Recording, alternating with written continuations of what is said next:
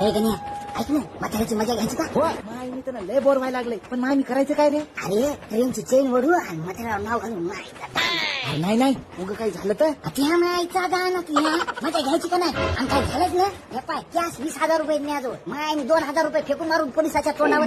ठीक आहे कर माय मी तर होऊ दे जे व्हायचं ते. कोणाची माय सबसट करायला लागली रे? कोण वळली चेन?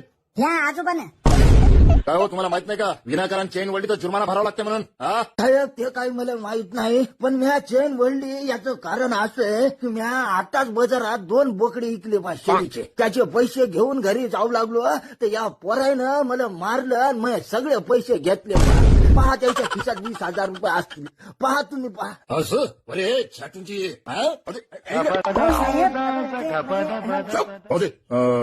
बापू हे घ्या तुमचे पैसे.